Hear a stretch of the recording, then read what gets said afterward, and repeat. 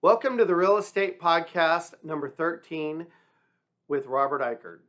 We have a special guest tonight, and his name is Gip Erskine, and it is November 9, 2022. Gip is an author, coach, mentor, property manager, and teacher from Dallas, Texas. It is nice to have him in person today, so thank you for joining us, Gip. Thank you. And a little bit about Gip. He's in his 38th year of commercial property management. He's managed over $5 billion in assets and negotiated over $100 million in service contracts. You might have connected with him on LinkedIn, where he's got over 10,000 connections. Or maybe you read one of his blogs in The World According to Gip. Or maybe you were a student in his Master Your Calendar, one of the most loved time management resources. Or maybe you heard of him speak at BOMA or an IREM webinar. That said, his highest value is coaching professionals like you how to become genuine difference makers in your industry. Whether you're just ramping up or a seasoned veteran looking to uplift or maintain your edge, he has helped people recognize and embrace their unlimited potential. He has personally studied under such masters as Jack Canfield, Chicken Soup of the Soul author, Dr. John DeMartini, to understand the universal laws of success and human behavior to apply them in his career and his life. Using the power of values, specifically your highest values, and recognizing them in others, you can manage properties with far greater ease and solve problems that truly matter to your tenants, clients, and teammates. In fact, it is the cornerstone of his values-driven coaching practice. And so that is a little bit about Gip. And like I say, I'm glad to have him here. This is our second in-person interview. He's based out of Dallas, Texas here. And Gip has a lot of education and skill set. And Gip, would you mind, first of all, thank you and welcome for coming. Well, thank you very much. You're welcome. And could you tell us a little bit about your background? Sure. Well, as I saw you out in the lobby, I was a bartender at the Anatole Hotel right over my shoulder here when I first moved to Dallas in 1983. Our next door neighbor. That's right. So far I've come in 38 years. But I actually was introduced to my first venture into property management back in 1984. I was at a Christmas party, and a friend that I knew said, my boss is going to be here. And I said, I was bartending at the time, and I said, well, what do you do again? And she's like, I manage buildings. I said, well, how hard can that be? So famous last words. I met him. We had a couple of drinks and a few yucks, and he said, well, why don't you come in for an interview? And I did. I had my three-piece suit and my briefcase full of resumes because I had no paperwork as a bartender. And so I sat down, and he said, the conversation at Kathy's party went pretty well. You got any questions? And that was it. And I was a property manager day one, knowing nothing about property management. But I learned by doing and by asking questions. And I was a regional property manager over a half a dozen apartment complexes at the time. And so these are people who were vetted in the field, knowledgeable and experienced, and who was I to be their boss? So whenever they had a question about whatever came up, they said, Gip, what do I do? I would, having no idea what to do, I would ask them, what would you do? And they said, well, I would do this. And if it sounded good, I'd say, run with it. And if it sounded bad, I'd say, rethink it. And that's how I learned the ABCs of property management. But, so what were some of the first buildings that you managed, type of buildings? Yeah, so I managed apartments back in the 80s, and from there I went into retail, and I was managing shopping centers between Fort Worth and Greenville and all points in between, and then went into office and industrial, and I really found my affinity and hit my stride with office, and I've been in office ever since. So. Oh, okay. Yeah. Well, some people may think it's a far stretch to go from being a bartender to property management, but property management, and I'm going to ask you what your thoughts are on this, is one of the, I think, the number one quality or number one mission we have is customer service. Absolutely. So you came from a customer service area and you went into it. So in that way, it probably wasn't so.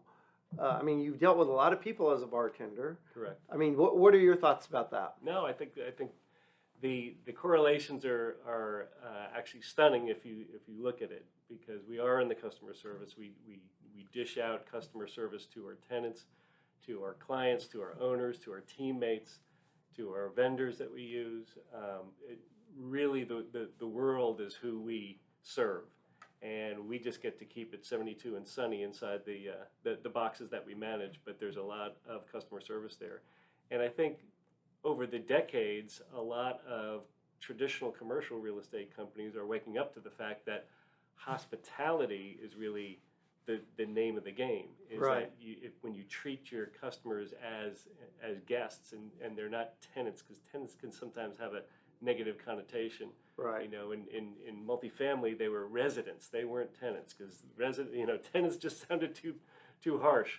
But now that we have kind of a softer and gentler approach to customer service, and we recognize that we are not only serving them by managing the shell that they occupy, but also delivering more services to them in a hospitality kind of philosophy. So I think there are some correlations there. Thank goodness for my bartender background. Yes. I was a waiter for 1 year, and you really do, and that was in college, but you really do learn to deal with all kinds of people, situations, stress. Yeah. Making decisions under stress, trying to be nice to people even if they're not nice to you under stress. That's for sure. So now your education, you have quite a bit of education. Could you tell us a little bit about that? Sure thing. Well, I did my undergraduate up at Gettysburg College in Pennsylvania, and I tell people that you should have looked me up at my Gettysburg address, but that was okay. So then I came down here to Dallas. I grew up in New York, and instead of actually working in Manhattan like my father and his father and all generations before, I moved to Dallas where my sister was. She got homesick and she gave me a one-way ticket for graduation, and I said, now why would I want to move to Dallas? And she said, well, 3 things. The job market's hot, the weather's hot, and the women are hot. So I came right down, 4 days after graduation, and started off kind of laying a new groundwork in Dallas. Thereafter, after years, I got settled down and had married and had a few kids, and then I decided to go back to graduate school. Not go back to school, graduate style, and so I did go to Baylor. Got my MBA from Baylor at the Cooper Clinic, and I loved it. First of all, the tuition was on my nickel. My undergrad was on my parents, and so now I had to tote the note, and so I got really serious. I may have been a C student back then, but I was straight A's in grad school. And I actually went to Baylor and said, I think he shortchanged me. This program is too short. He needs to be longer. And they're like, you're the only guy that's ever wanted to stay in school longer. I absolutely loved it. So I was in my early 40s, had young children, and I found that education just kind of filled in the gaps on some knowledge that I didn't have at that particular level. I had gotten my CPM early in my career, became a certified property manager early in my career, and then became a CCIM. So those are the monikers. I didn't feel like I had an MBA after that. But well, and for the benefit of our audience who they don't all know what a CCIM is. What can you? Yeah, actually, it is just an acronym. It started off being a certified commercial investment member, more for brokers to really earn their stripes, to earn the CCIM designation.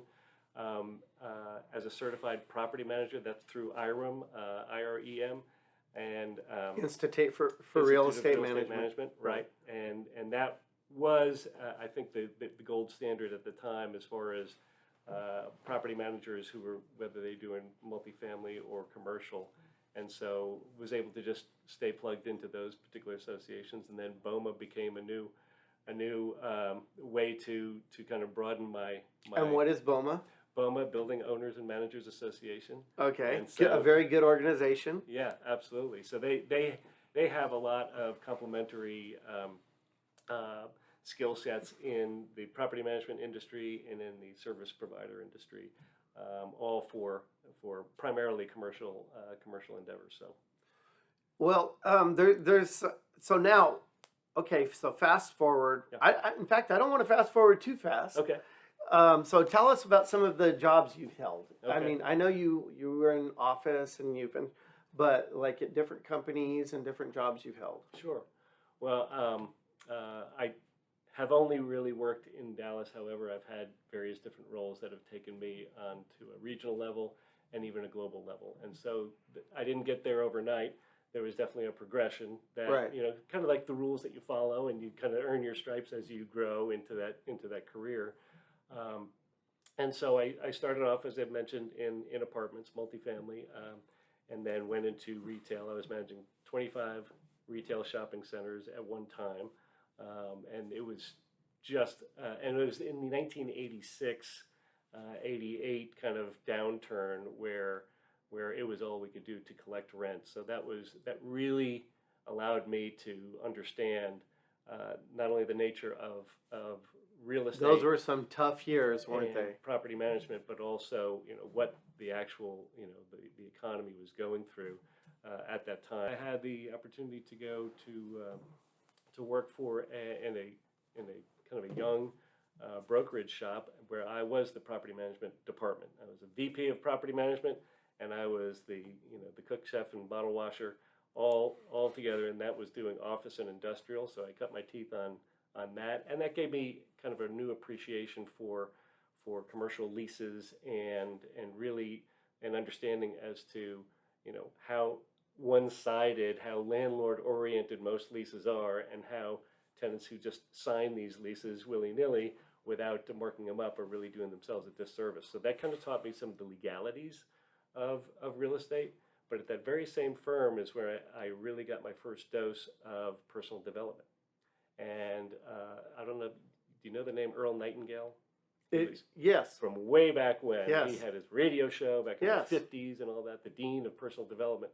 Well, I had overheard the gentleman, my employer, was playing a tape of, back in cassette tape days, a tape of Earl Nightingale for his brokers in the other office. And I was listening to it, and I overheard it, and I thought it was the most fascinating talk I had ever heard. And it was called The Boss. And the end story there, to kind of fast forward that, is that the boss is the customer. The customer will do anything that you ask for. It will pay you exactly what you are valued for, and it will terminate you if you displease it. And I'm just like, wow, I never looked at the world that way. So that was a wake-up call as to, if he's a piece of personal development, I want to know more. So as a parallel track in learning real estate, I went knee-deep into personal development, and Dennis Waitley and Tom Hopkins and all the old, the old guard that was there, Think and Grow Rich. I devoured all this stuff, and to this day. So that's been kind of like my parallel path, and to enhance my education and to also fill in some of the dots as to how to make sense of this universe that we live in. So beyond that, I went into pure office management. I worked for a company called Foltz Management. They used to be the gold standard back in the 90s. And then from there, I joined a company. It was a startup from Mutual of New York called Advantage Real Estate Services. It went by Aries. And so it was a brand new concept owned by the insurance company. And we started a kind of a fledgling management division here in this particular region, and then I became the director of property management operations over a 5-state region with Aries. And then I got the very first real nail on the chin. They had a downsize, and I was let go. Okay. And I was one of several folks let go. As a matter of fact, it was done simultaneously across the country, where about half of the workforce was being let go. And I was just about to get married at that time, and here I was facing a severance that I would have to.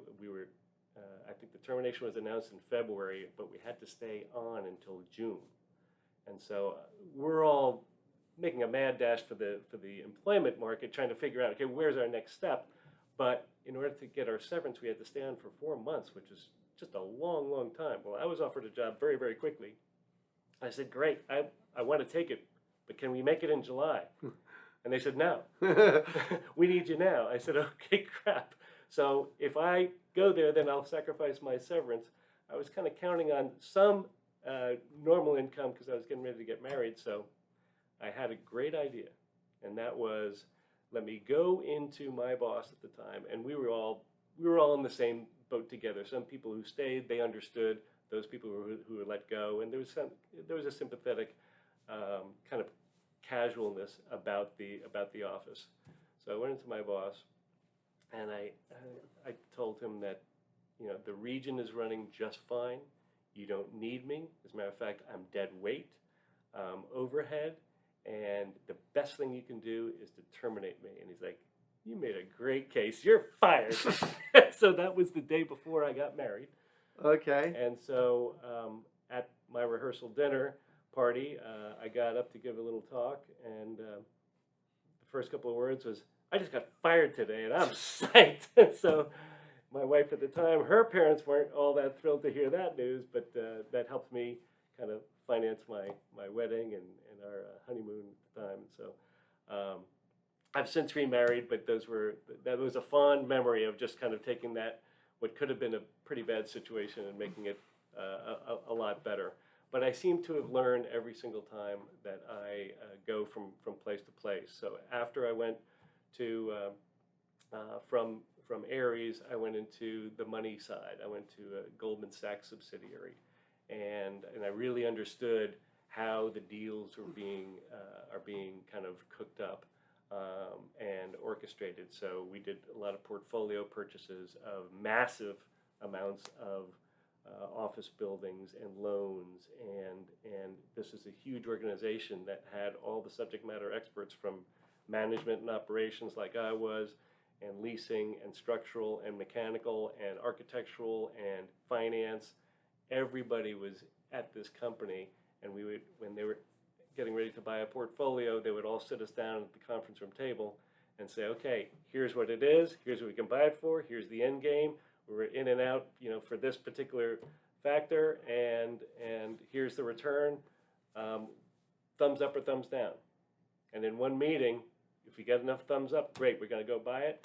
And you know, this company could raise $1 billion in 30 days because it's Goldman Sachs, you know, from their short list. So they were a substantial force in the market to go buying up, gobbling up, and turning around these portfolios. And so that was a lot of fun.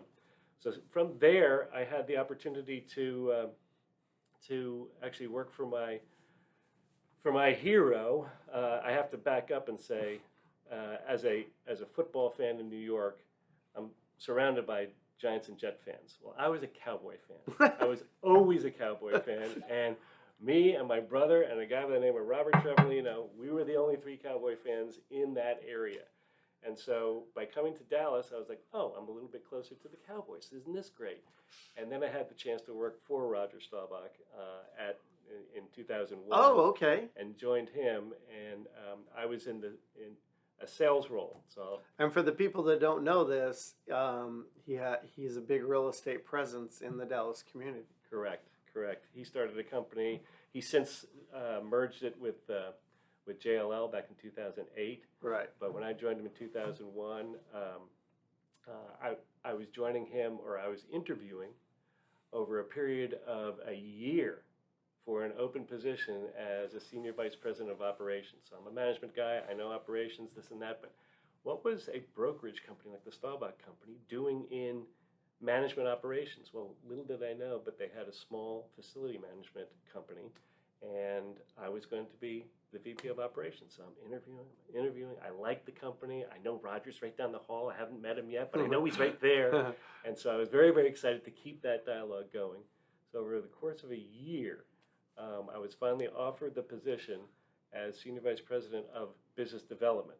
And I'm like, no. See, I'm a management guy. I'm an operations guy through and through. You must be making a mistake. I'm like, no. We have a VP of operations. We just hired him. We like him. He's going to do a great job. We need you to be the sales guy. I'm like, you're making a big mistake. See, I'm a management guy through and through. I'm not a sales guy. Well, he said, you know what? I'd like you to talk to the vice chairman of the company. And this is a beautiful woman by the name of Kay Cotter. And so I had an appointment with her, and I went into Kay, and she said, oh, it's very, very nice to meet you. And I said, Kay, there's really been some mistake. I've been interviewing for a year for an operations job. She's like, no, there's no mistake about it. And I said, what on earth, why are you hiring me? She's like, we've got an entire office of grip and grin, smiling, dialing brokers out here, and the last thing we want is another one. So we want somebody who's been in the ranks, who's been in the trenches, who knows how to recognize problems and knows how to solve them. You're the guy for us. Will you come on board? And I said, I'll give it my best. And for 10 years, I was in business development, selling facilities management, and really having no idea what I was doing there. And before I accepted, I called an old boss and said, should I take this job? He's like, hell yeah. Why would you want to take a job you know how to do? Of course, go into it. So as you can tell, I've learned a lot of new things just by doing, and not necessarily faking it, but taking it on the chin every now and then and learning and growing up from there. Well, okay, so you do coaching. Well, why don't you tell us what you're doing at this present time? Well, there was a turning point that will lead me up to that. So since when Roger decided to sell his company to JLL in 2008, I was a JLL employee, and I was now in selling facility management, and they figured that that wasn't going to play out over the long haul. I was looking at too small of a subset. They had such a big infrastructure, it wasn't going to support that. So I had to find another position. Found another position, and I was the global CRM, which is client relationship manager for Sabre Systems out in South Lake. And I managed their corporate headquarters, but they also had a global footprint. So I had country leaders in the UK and in Buenos Aires and in Poland and the Philippines. And so I was like, yeah, okay, cool. I've got a multilingual, multi-currency, multi-time zone kind of a portfolio here. It wasn't a very big one. Had about 25 people working on this particular portfolio. And my key initiative was to have successors set up in each of those country leadership positions. So I set one up for the UK and found the right person there. Set somebody up in Buenos Aires, in Poland, and here in the US. So I had my leadership kind of tag teamed with me. And then one day, about a year into it, I got a tap on the shoulder, and my boss said, the client has decided to hire your successor. You're out. Well, and I said, oh, well, that wasn't expected, and I thought I did everything right, but yet the rug was just pulled out from underneath me. And I said, I guess we're talking severance. And they said, no, this is not a severance eligible event. And I'm like, okay, wait a second. I've worked here over 11 years, and I get 2 weeks notice? Well, actually, so I felt I felt completely stunned and bewildered. And then after I kind of recovered, licked my, wounds, found another position within the same company in property management. And so I was able to just kind of recover, but I wanted to take stock of who I was. And that was in 2012. That's when I decided to go and do some real soul searching. And I signed up for a year-long program with Jack Canfield. He's the Chicken Soup for the Soul guy. Okay. And he had this very popular book. Yes. Only 500 million copies sold. Right, exactly. And so I went into his Train the Trainer program, which it was about 75 people from all over the world that met for about 8 or 9 days at a time, 4 times throughout 1 year. So we come in, we get a lot of knowledge, and we did everything from meditating to hugging each other the right way to really, getting deep and interpersonal. And then at the end, you were kind of working out how you can take all of this knowledge and all this wisdom and all of this. It was a little woo-woo, but it was really cool stuff, and take it out to the market. And so I had the realization then that I can take a lot of the personal development teachings and couple that with my decades of experience and bring that to the property management world. And I also put a stake in the ground after I got let go and I never saw it coming, thought I did everything right. I decided to say, I will never be 100% reliant upon traditional employment. And so that was my line in the sand that said, I'm going into coaching, consulting, and seeing how I can help, future generations of commercial real estate professionals. All right. That was a long story, so no, forgive me. People appreciate knowing about your background, and now, so we have a lot of young people that listen to the podcast, and young real people that are interested in real estate. Mm-hmm. They most likely would not be interested or would not be listening if they weren't interested in real estate. Right. So they're great people and they're interested in real estate. Okay. So I just was wondering, so what would you advise, like, for example, a young property management professional? Do you have any advice for them on how to maybe steer their career, or what they should emphasize going forward to maybe become a success like you have? Well, I appreciate that. There are a few things that come to mind. Number one is in property management, an old boss and mentor had once told me that being a property manager over a property is like being mayor of a town. You have constituents who can vote you out. Yeah. But they can also re-up you and keep you there. It's kind of like the boss thing that I heard with Earl Nightingale, that the customer, if displeased, can let you go. So you do have a lot of constituents. And as that mayor or governor, let's say it's the mayor of the town, you do have a certain amount of authority over your police force, and that could be your security company, right, and how you keep the grounds, and that could be your landscaping, and how you keep things tidy in there. So you do have a number of different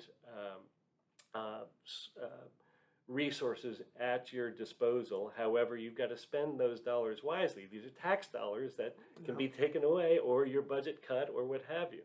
So keeping that perspective can sometimes either lead to a power trip, like, wait a second, I can hire and fire willy-nilly, whoever I want, or it can be, a real stewardship opportunity that says, I'm going to make the best out of my choices here, because whoever I select, whoever I put in place, is a reflection of me and my thinking and my business acumen and experience. And so making the right moves, the smart moves, the long, looking at the long view, have been the best ones to consider. So for those people who might be considering an opportunity in property management, your reputation, I learned this from Roger, his reputation is all he has. And even the younger generations, Roger who? He's like, oh gosh, he's already fallen out of that famous status. But if you forge a reputation based upon doing the right thing by making the right long-term decisions, and that is putting the right pieces in place, hiring the right people for the right reasons, and looking through all the implications as to what is the long-lasting effect of this particular decision, whether it be a hiring decision or a firing decision or anything in between. And so that's number one. There's a lot of power that can be wielded, but it can be harnessed in a way that's responsible and benefits all your constituents. So you get reelected once again. Yes. And isn't that timing perfect right after the midterms? Yeah, true. And well, it is. There are some similarities. It's your ethics, your sense of ethics, how you treat people, Correct. One of the things, customer relations and tenants aside, it's not aside, it's kind of a part and parcel, but that I've kind of followed as a property manager is I try to think like an owner, Mm-hmm. and also think like a tenant. Mm-hmm. And it's very similar, because they're both entering the same building. You got to look at the curb appeal. You got to look at the landscaping. You got to look at all these things, and you got to say, well, if I was a tenant, would I want to look at this on the wall? Would I want to look at this on the, and Right. would I want these lights to be out at night when I'm walking home in the dark, or I'm walking to my car in the dark? You know, and there, having a sensitivity to those things, I think, is very important. Right. And that's very good. And now, so you coach and you teach, and Right. so why don't you let the guests at home know a little bit more about what you do, how you help? Sure. Well, I appreciate that. My studies within personal development took I don't want to say a turn, but there was another avenue that was opened up, and that was when I was exposed to Dr. John DeMartini, who is a personal behaviorist. He is a researcher. He's a teacher, author, speaker, and polymath. If you don't know the meaning of that word, I had to look it up, but it's somebody who knows an awful lot about an awful lot. Okay. And so he Polymath? a polymath. Okay. Yeah. So he actually made a synthesized, Sort of like a Renaissance man. in a matter of speaking, only with his knowledge. Okay. So he once came from not being able to read to now, and he counts the number of books he reads. He's now read over 30,000 books, and he decided to make sense of the universe in a way unlike anybody else I've ever known. And that is by studying as many ologies as he possibly can. So from biology to astrology to everything in between. And he's up to 290 ologies. So for each ology, he would read 100 of the best books within that particular thing, so he can put all the pieces together. And then he synthesizes all of these things. So he's an authority.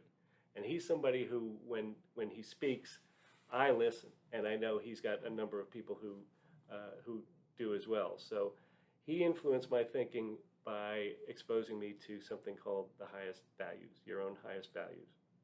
And that is the cornerstone of my coaching to property managers is if you understand your highest values, and these aren't moral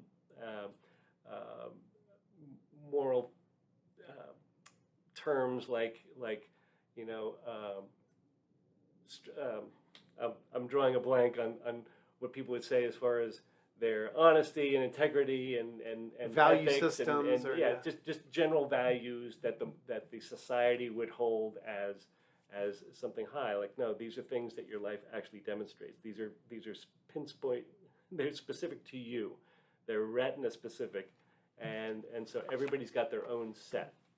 And so by asking yourself a number of different questions, you can elicit what actually drives you and your own behavior. And so if I can understand my own highest values, and this is what gets me up, at night, I will do this. I will fulfill my highest values, whether I get paid for it or not. These are things that energize me. I'll spend money on them. I'll spend time on them, and I will seek everything to fulfill them. And so when I understand that in me, then I can understand that in you, and I can recognize that in you. And so when I understand that in you, I can start to speak in your values to see how is it that I can help fulfill your values while you help fulfill mine. And so then you start talking in a business construct where you have a team. As a property manager, I have engineers, I have administrators, I've got accounting, and what are their highest values? So how can you then look at and recognize and honor their highest values and see, hey, wait a second, I hate doing this type of report, but she loves doing this kind of report. Let's take this and delegate this one over there. And then all of a sudden you kind of rejiggered the whole chemistry, and your team is now fulfilling their own highest values. What's low on mine is high on hers. What's high on hers is, low on hers is high on mine. All of a sudden we're kind of cross-pollinating and we're elevating the game.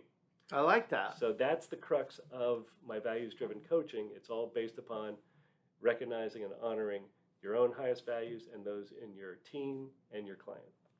So and you do have to talk to them and find out absolutely what the and not just dump stuff on people whether they like it or not. Correct. It's sort of like, you kind of like to make an assessment, So, in other words. for example, if you go into a tenant's office and they have sports memorabilia all over the place and a framed jersey of Roger Staubach and this person is a Cowboy fan through and through, well then it's easy to recognize that this person recognizes the value of athletics, and so using some of the nomenclature like teamwork and getting things over the goal line and we're 1st and 10, we're going in, that type of thing really resonates more than somebody who might have pictures of just their family or religious idols around. You want to be able to recognize what it is that they are holding near and dear to them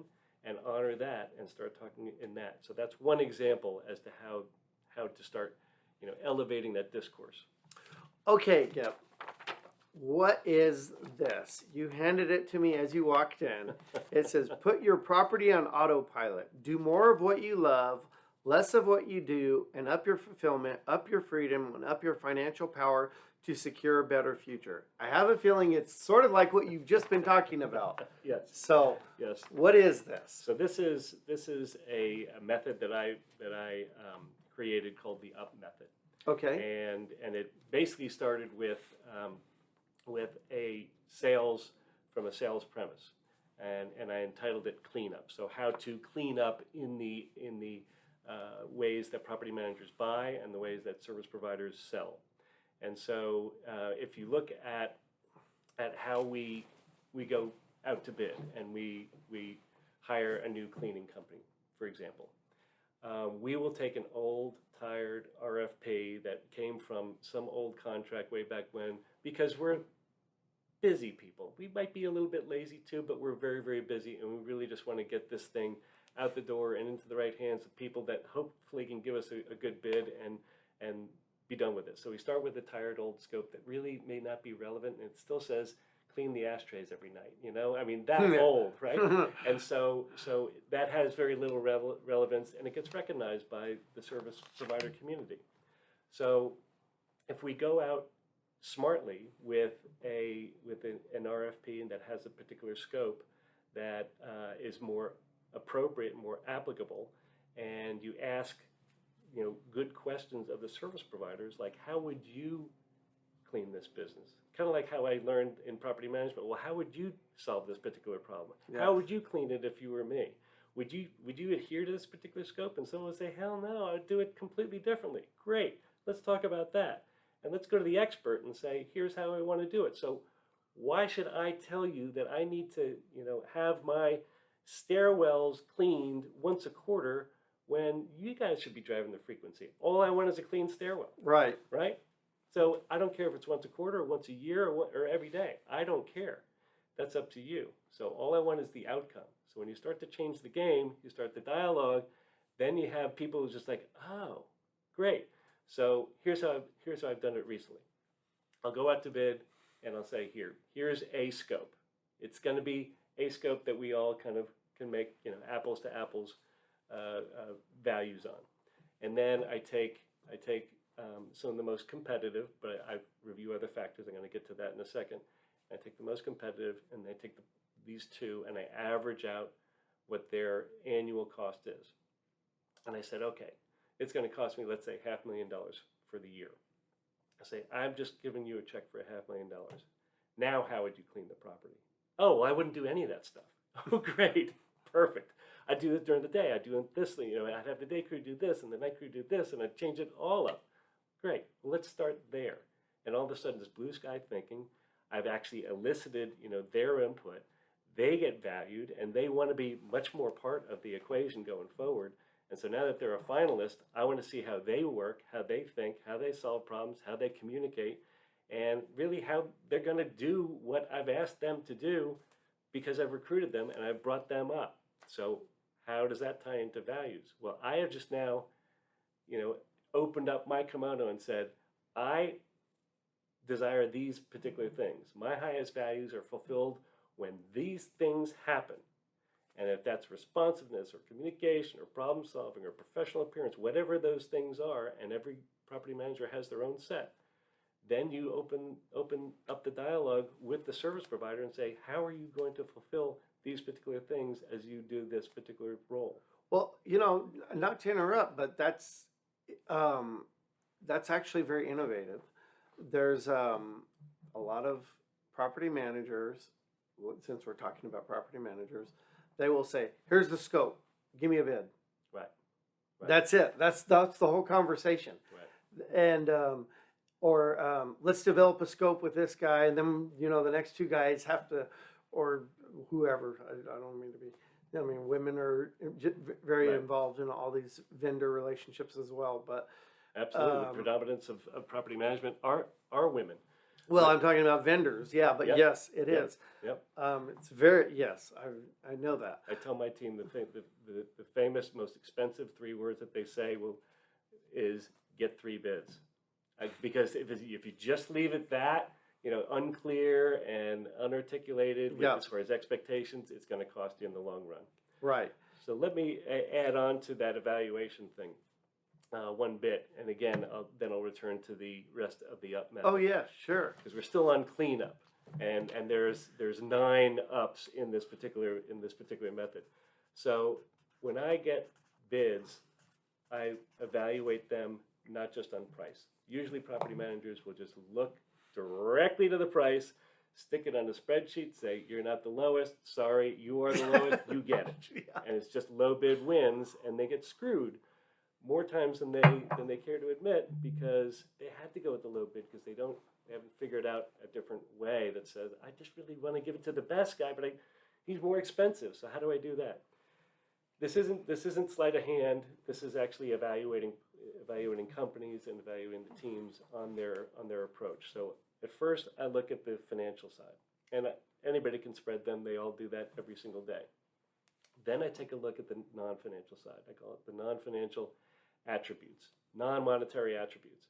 And I ask myself, what's most important on these factors? As I mentioned before, kind of for me, it's responsiveness. If they can respond faster than anybody else, I'll give them a good mark. And then it's problem solving. I want them to own and solve the problems, and then bring me the solutions. And that way, everybody can share in the spoils there. So I rank about 10 of these different non-monetary attributes, and I give them a dollar value. If they score high in it, I deduct off their bid. If they score low in it, I add to their bid. So I've leveled the playing field in a monetary way. These are monetary values. They're not real dollars, but they show me who actually rises to the top. And I've defended that to countless owners and say, we're going with company B because company A, while maybe cheaper, is going to cost us in the long run. Yes. And one of the biggest deals that we, as property managers, overlook is how much time are we spending cleaning up their messes. Right.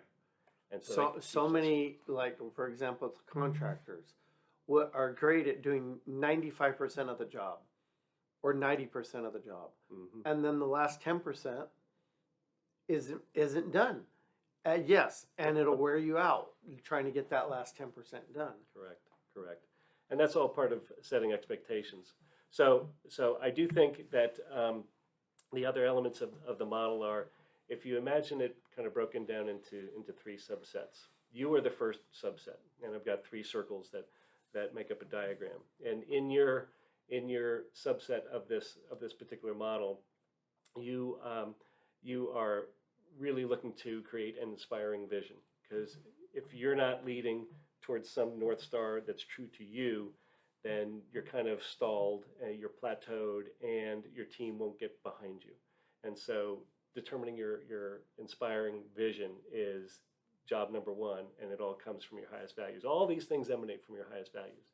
Then it's, how do I stand up and stand out from the rest of the crowd? I don't want to be a commodity. We've all been put in that particular position. If you're replaceable, then you're a commodity. How do we stand up and actually show the difference that we can make? And that also emanates from your highest values. Your true nature comes out. Your authenticity comes out. You start standing up for who you are, and that's stand up. First one is dream up. And the third one is lead up. What is your leadership? How can I awaken your leadership so that no matter where you are, people can actually see and respect and hear you and understand exactly where you're going and why.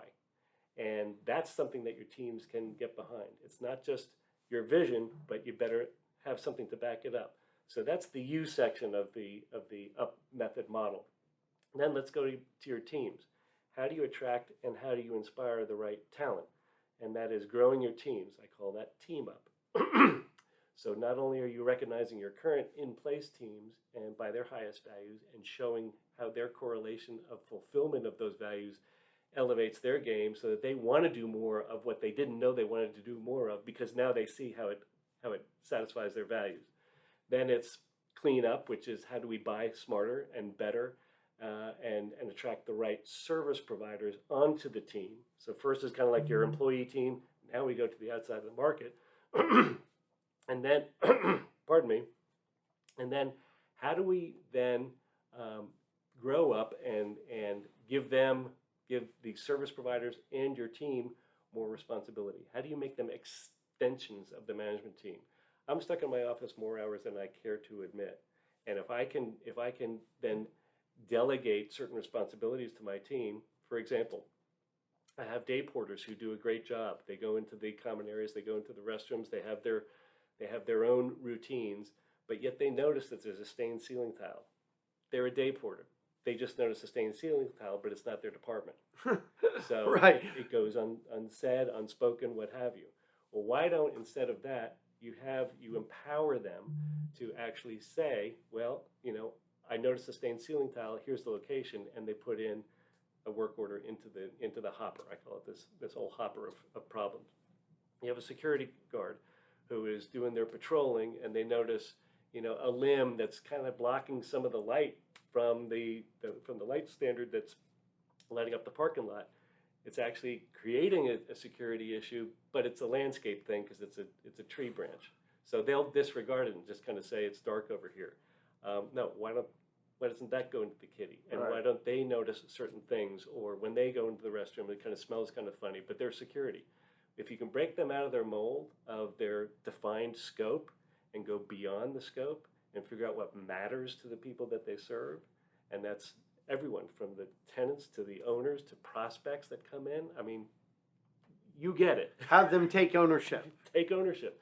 Guess what? That frees you up to do higher value stuff yourself. Yes.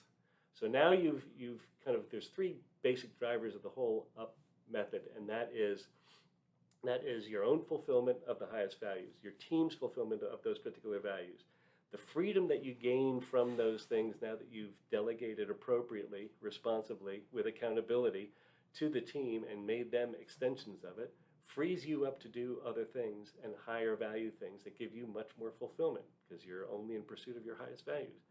Then the third piece of the third wheel is really the client. Who's the recipient of all this stuff that you've just done all this work for to create? Well, it's the client. So if you have created a particular platform that is exceptional service, and you have certain expectations, and you've known, and by eliciting what their highest values are, then you can speak to them.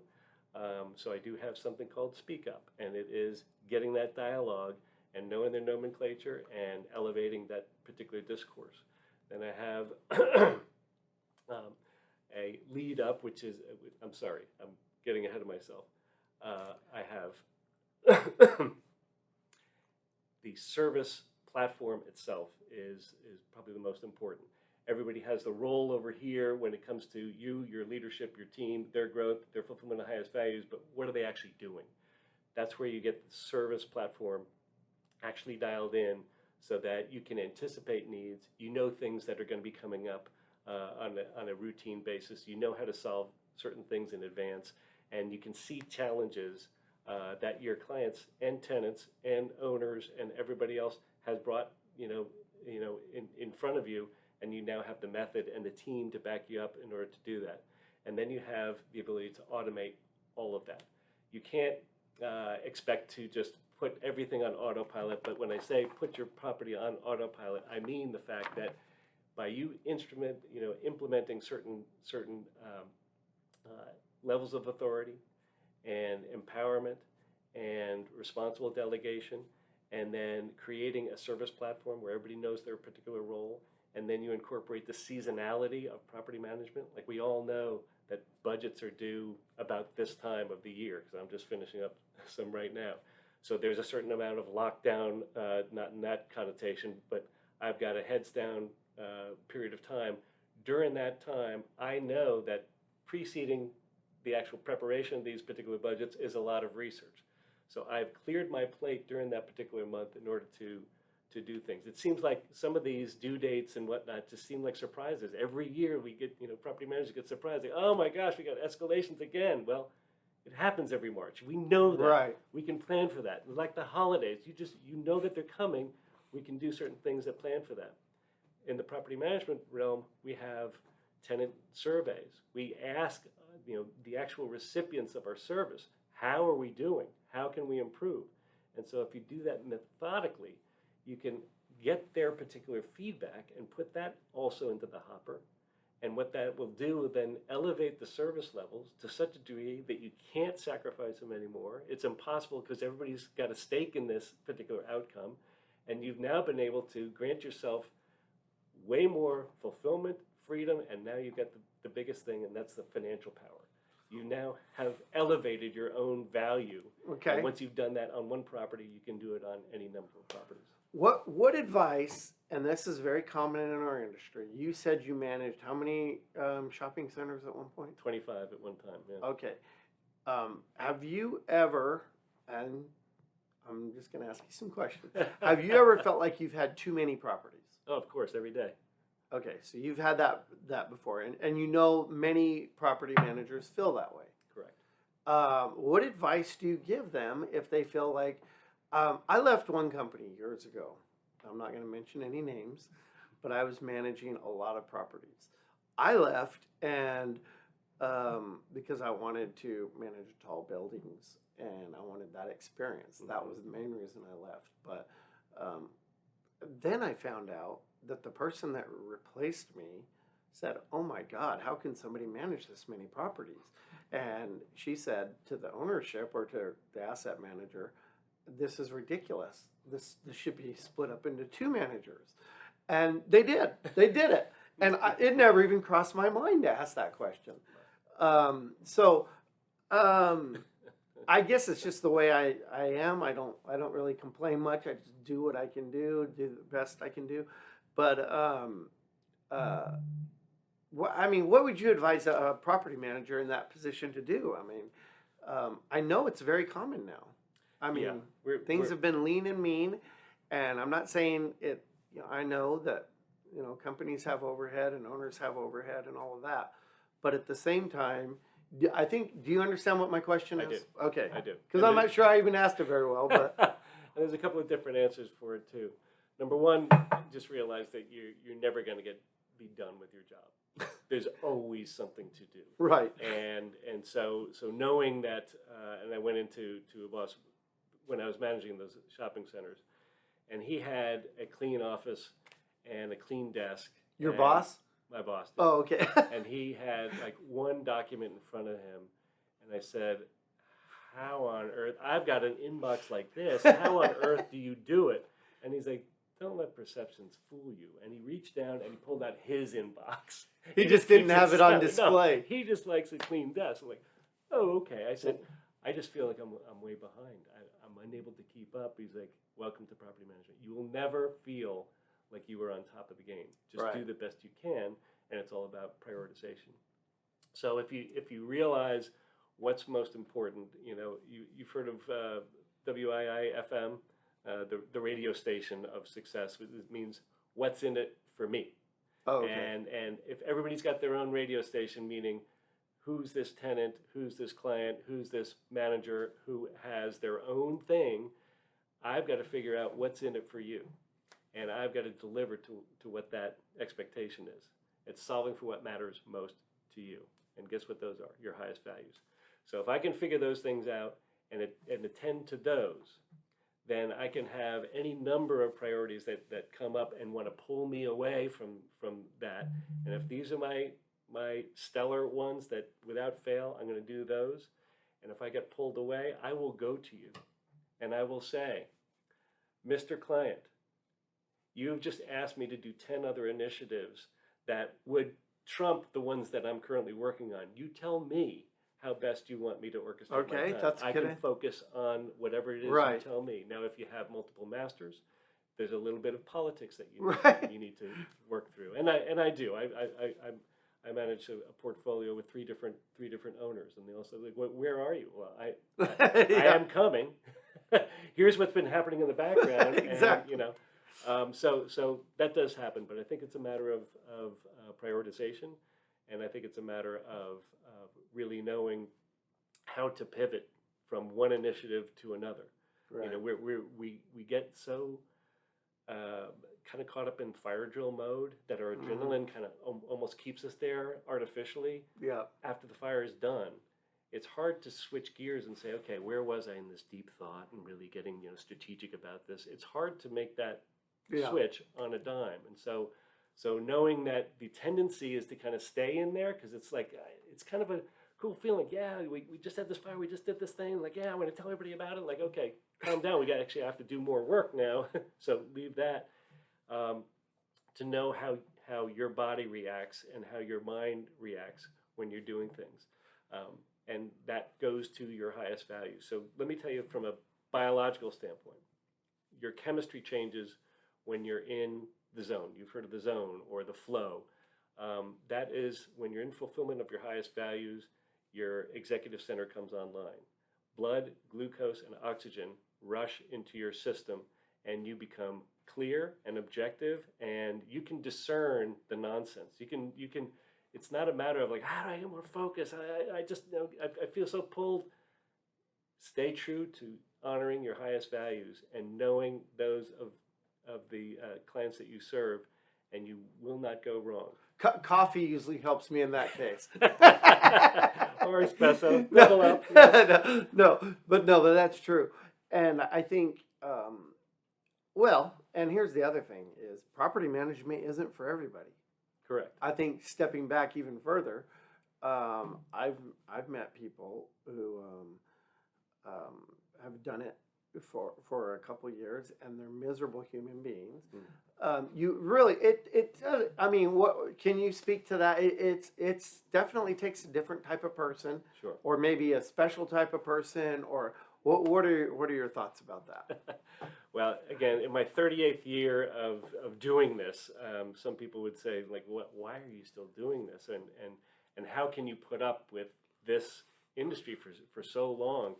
And it might be a little bit self-fulfilling because it's what I know, but also, you'll ask any property manager, what do they like most about their job? And it's because every day is different. Right. There are no 2 days that Oh, are that the is same. so true. And we do have some routines, and we acknowledge all of those. Right. But when stuff's on fire, it's on fire, and you ain't never seen a blaze like that. And so now it really allows you to kind of think on your feet and be adaptive and coalesce a team and really do some cool stuff. And that is one thing I like about it. Yeah. Is that it's never the same every day. Right. But some people crave routines. And those are the people who tend to go to accounting and bookkeeping and know that they have to do the same thing, and there's repetition, and they're proud of that, and that's wonderful. And they can come in at a certain time and leave at a certain time every day. Yeah. And property management is nothing like that. No, and I don't want to stereotype accountants. I love them, and I am kind of a bean counter myself, just because I can't reconcile my checkbook if I'm off by a penny, so I've got to find that, So Right. I still have that part in me, but there are certain people who live on the routine. They live on what that creates for them. Property managers are much more unique, where we wake up saying, I wonder what's going to happen today, good, bad, or indifferent. That's true. So yes, and another thing about property management that I've noticed is that how many hats a property manager has to wear. Absolutely. One time I've counted it up. A couple of times I've counted it up. So let's go through real quick. You have to know about landscaping. Uh-huh. You have to know about construction. You have to know about customer service. Well, that might be number one, but there's so many things. You have to know about accounting. Mm-hmm. You have to know about, and help me out here in case I'm Legal leases, contracts, legal leases, contracts. You have to have a familiarity with that. Laws, ordinances, yes, uses. zoning. Mm-hmm. You have to have a familiarity with not only just landscaping. I mean, I've seen property managers that really know their landscaping. Uh-huh. I'm not one of them, but Trees and yes, they know all the deciduous plants and all this. Oh yeah, yeah. exactly. Correct. I rely on our landscapers to educate me, but that goes back to kind of what you were talking. I mean, so there are multiple hats, Right. but it does go back to what you were saying earlier about how property managers, you can dictate and say, I want this, 3 bids on this scope. Mm-hmm. That's kind of very old school. My way or thinking. the highway. Yeah, my way or the highway. And it's not necessary that you have that personality, but it's just maybe some of them just think that that's the way to do it. Mm-hmm. I like my vendors to educate me. I listen to them. I try to listen to them, and sometimes of course, sometimes they need direction. Sure. And if that's fine. But if they really are good at what they do, I think it's often good to defer to them. Mm-hmm. And like you say, even let them. I love your idea of saying, "Here's our X amount of budget. How would you spend it?" Right. And I suspect in some of those cases they may not. They may even say, "I don't need that much budget." Right. I mean, Right. I don't know. I mean, that's probably pretty rare. I don't know. Very, very rare. But you have those companies who, when you give them the chance, and you let them tell you what they know, and they're trying to tell you in all the brochures and all the stuff, they're trying to tell you how good they are. And some even make the mistake that we have a combined experience of 275 years. I'm like, okay, is that 275 people with 1 year? I mean, I don't care about that. I know number. that's. but You could have 50 people, Right. Right. So what I'm interested in is, how would you do it? How would you really do it if you're in my shoes? And Right. my career depended on it. And so I want the outcome, and I want to see how you can get there. Right. There are some who will leave money on the table and just say, you know what? Then don't do that. You don't need that. Right. You need this. And actually, you don't need to be talking to me. You could be talking to that guy. Right. But And- my trust factor goes through the sky roof high. when they Sky talk high. like that. Right. Because now they're that's not a out. trusted advisor. Right. Exactly. Right.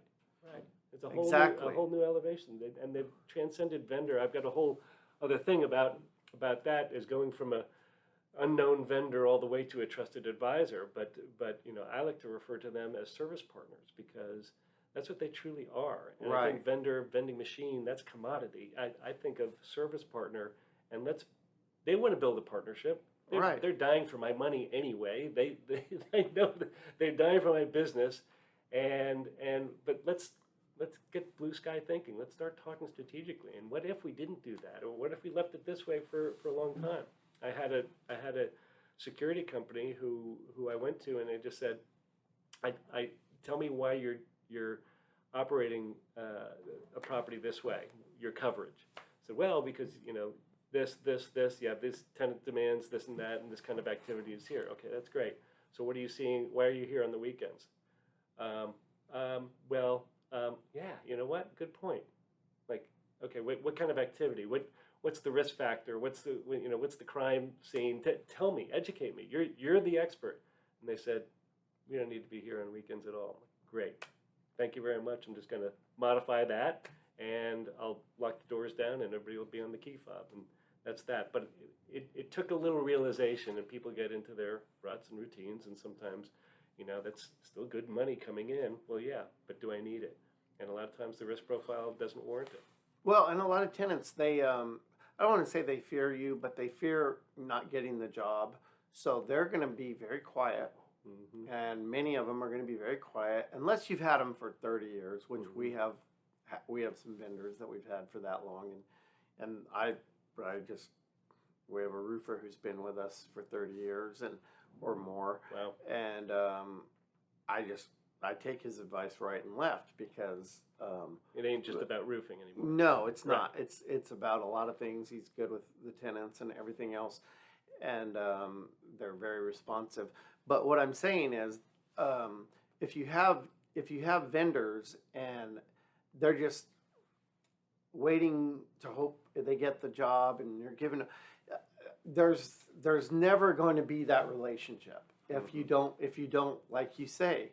You've got to probably, open up with them and just say, look, I need to know what your thoughts are, and many property managers, this is good. I hope a lot of property managers listen to this because they need to be more collaborative, I guess is one good word, with their vendors rather than authoritative. And I think there's something that's been missing called the debrief. I mean, we go to bids all the time, but the loser never knows why they lost. True. Or they know that their price was too high, and that's it. So now all they're left to deal with is, how do I lower my price so I can be more competitive to beat that guy? Or am I just gonna not do work for this particular company because all they're looking for is the low price?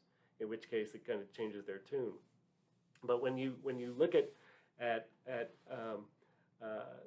really talking to people as to why they lost their business, why they lost your business, and really tell them and advise them. I've given free seminars to companies. I did a road show out in Orlando at the As Is a big security conference there, and I had everybody just like hanging on my every word. And I'm like, why? Because I was telling them they're selling to me all wrong. They're coming at me, and this is security. Right. Cleaning companies do their own thing, but security companies come at me guns blazing. I am military through the wazoo. I've got all the veterans that are on our profile here. We can license to carry every kind of machine gun that I want. And I'm like, I don't care about any of that. It's great that you worked in the military. I think that's awesome. But if you start coming at me with guns blazing, I don't allow guns on my property anyway. So all that stuff is just, you wasted my time. So what I want is somebody who is an answer person, somebody who is approachable, and somebody who knows their surroundings and how to get people from point A to point B, while also being a, forgive my term, badass at security, but they don't have to wear it on their sleeve. So Right. They're the answer person. They're sizing people up as they should, risk profile and so forth, but then they're getting people from point A to point B with a smile on their face. That's who I want. And they're like, wow. You're looking for a consultant, Yeah. not a. I'm looking for kind of like an answer person. Where's the nearest Starbucks? Oh, it's 2 blocks down that way. Oh, God, thank you. But and then they start talking a different type of a metric. They talk in hours, and I don't know if you've met with security companies lately, but oh, is that 168 hour? I'm like, what's 168 hours? I don't do that math, not even in my head. What is that? Oh, that's 24/7 for like, okay, Yeah. that you're Talking not talking jargon. my language. Yeah, you're talking jargon. Yeah, I'm a cost per square foot guy, talking in cost per square feet. Like, oh, what is that again? Cost per square. Yeah, right. Yeah. Okay. So anyway, I think we start off by really setting false expectations. Get 3 bids. Like, okay, just don't leave it like there. Give them a little bit. Give them their expectations. Give them some insight as to what it is that will make them successful at the end. Well, and kind of to wrap things up, I'm a big believer in education, and I know you are too. Mm-hmm. So I've seen property managers. I've seen really good property managers that won't get any certifications. They won't go and get the things that will help them further their career. Some of them are afraid of tests. Some of them are afraid of, or just feel like they don't have time for more schooling or more certification. Do you have any thoughts on that? Yeah. I don't think having a certification in and of itself is going to do anything for your career other than be a checkbox for a future employer who is looking for a CPM or a CCIM, for example. I'm not taking anything away from those particular associations that offer the education, and I'm an instructor for TRITA and for BOMA and IREM. However, their thirst for knowledge can be much more beneficial than the acronyms after their name. And by that I mean, be inquisitive, be hungry, ask why. I tell anybody who joins my team, if you don't ask me why you're doing something, I don't really need you. I can hire anybody who says yes to everything I say, but Yes. I'm going to tell you something that's going to be wrong. And if you don't know why you're doing it, don't do it because I said so, because I will be wrong. So be inquisitive and be curious. Ask why is this lease term in there, and what's the benefit? Who gets this, and figure out what the next thing is. But back to your education itself, I loved my education. I loved my MBA. I said it was too short, and some of the subjects, the courses just stopped. I'm like, wait, but we were just getting into no, we got to move on. I'm like, oh my gosh, I love this stuff. So I'm a proponent of it, but I happen to have a thirst for it. I had some gaps to fill in my own knowledge. Finance was one of them, and when I took my first accounting course in college, I couldn't keep up, and debits and credits, and what are these things? And it just wasn't intuitive. There wasn't anything like I could apply it to. I was in college. In grad school, it was like, that's where that goes, and that's what a P&L, and of course the balance sheet matches okay, got it. All of a sudden, all those puzzle pieces were answered, so I was ready for it. So I think, to answer your question, people, when the student is ready, the mentor will show, right? And so I think there are those people who can talk themselves out of it, and they don't need it. People have asked me, like, should I get the CPM, the RPA? What should I get? I said, what do you crave? What do you desire? And what do each of those actually, tell you, inform you in your heart, and go where that goes. But don't go because you think that's what's going to get that employer's attention. Right. I think there's something innate that has to come through. Well, Gip, I think we could keep on going on and on, but you've been a wonderful guest. And now, if people are wanting to get a hold of you for consulting, coaching, you get. What are the services you provide? Yeah, I do consulting and coaching primarily for property managers. I do speaking. Property management companies or individuals? Or individuals. Okay. I do private client coaching as well as group coaching, and valuesdrivencoaching.com is where they can learn more about me, and I can be emailed at gip@giperskine.com. I do have. How do you spell Erskine? ERSKINE, and Gip is GIP as in Paul. So gip@giperskine.com. Correct. Okay. Correct. I also have a blog out, The World According to Gip, that you Yes. mentioned in the intro. I read some of your blogs; they're excellent. That's on Substack, and I'm on LinkedIn and Facebook as well, and Twitter. So you can find me just about everywhere that you care to poke around as far as your social platforms go. But I'd be delighted to connect with any of your audience. Well, that's great. Well, thank you very much, Gip, Well, thank you very for much, coming Robert. on. Okay. I appreciate your time. Thank you. We appreciate your time.